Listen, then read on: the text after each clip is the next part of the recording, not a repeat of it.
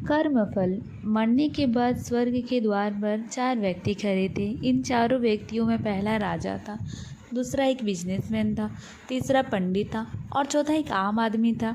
किसी को भी यह पता नहीं था कि स्वर्ग के अंदर प्रवेश कर पाएगा और कौन वहीं से वापस लौटा दिया जाएगा।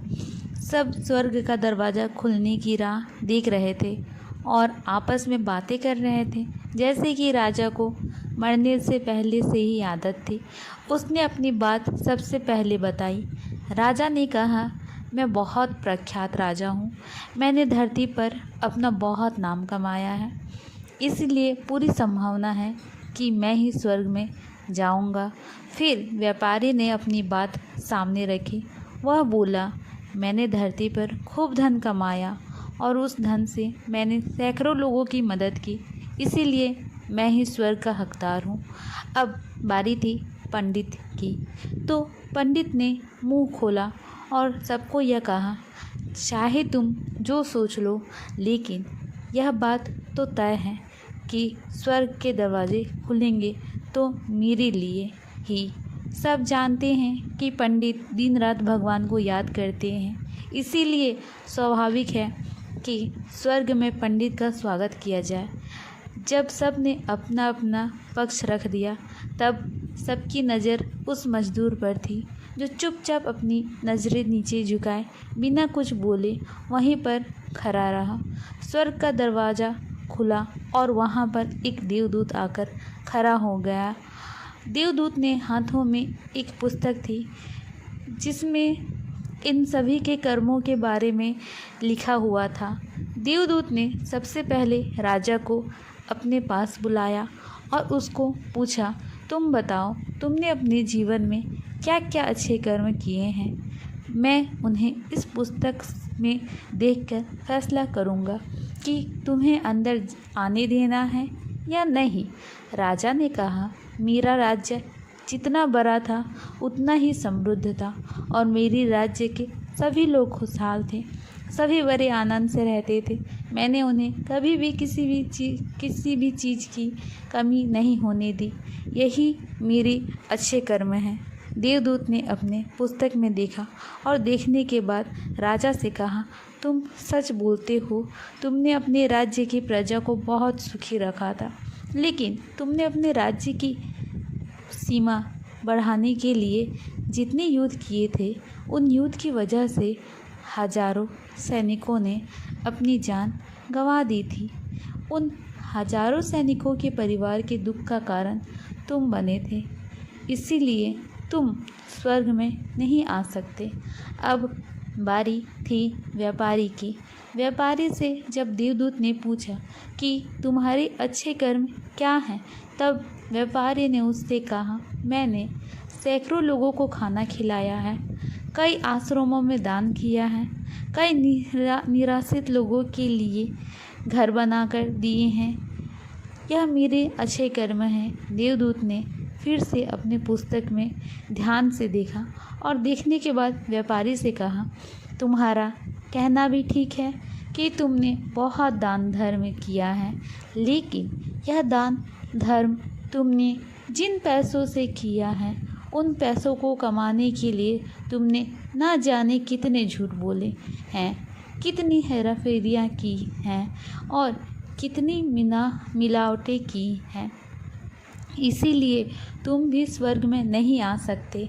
जब पंडित से यही सवाल किया गया तो पंडित ने बड़े ही आत्मविश्वास के साथ कहा, मैंने अनगिनत लोगों को ज्ञान दिया है, हजारों यज्ञ और पूजाएं की हैं और दिन रात भगवान का जाप किया है। इससे से अच्छे कर्म और क्या ही हो सकते हैं। देवदूत ने अपनी पुस्तक के अंदर झांक कर देखा और पंडित से कहा, अपने जितने भी लोगों को जो भी ज्ञान दिया है, उन बातों पर खुद कभी अमल नहीं किया। आपने यज्ञ, पूजा या भगवान का नाम निस्वार्थ भाव से कभी नहीं लिया, इसीलिए आपका भी स्वर्ग में आना प्रतिबंधित है। मजदूर यह सब देखकर हैरान था। वह अब तक जिन्हें महान समझता आ रहा था, उनकी व्याख्या स्वर्ग के दरवाजे पर आकर बदल गई थी। धरती पर जिन कामों को अच्छा समझा जाता है, उनका यहाँ पर कोई मूल्य नहीं होता। यमदूत ने जब इस मजदूर को अपने पास बुलाया और इससे पहले कि वह उससे उसके अच्छे कर्म के बारे में पूछता, मजदूर बोल पड़ा, प्रभु, मैं जानता हूँ कि मैं भी स्वर्ग में आने लायक नहीं हूँ, लेकिन मैं फिर भी एक बार बाहर से ही स्वर्ग को झांक कर देखना चाहता हूँ।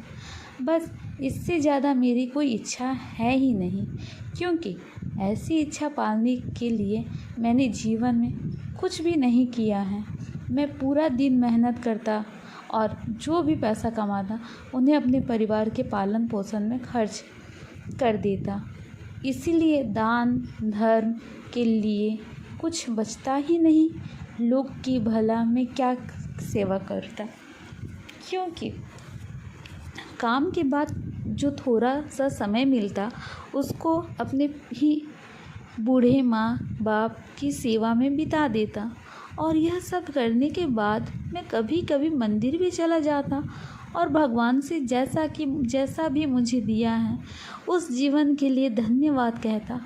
देवदूत ने अपनी पुस्तक में बड़े ध्यान से देखा और थोड़ी देर देखते ही रह गया। फिर उसने मजदूर से पूछा कि तुम याद करके बताओ, तुमने कभी तो कोई अच्छा काम किया होगा। मजदूर ने थोड़ी देर सोचने के बाद बोला, हाँ, मुझे थोड़ा थोड़ा याद है।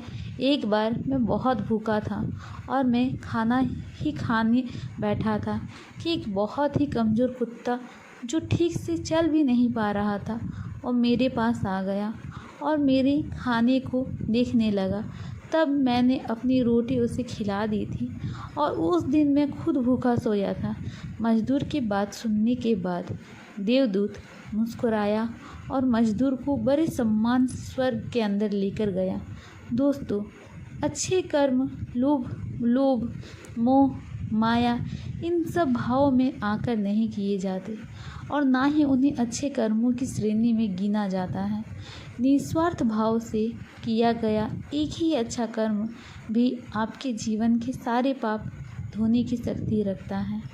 इसीलिए जब भी मौका मिले निस्वार्थ भाव से और अच्छे मन से अच्छे कर्म किया करें।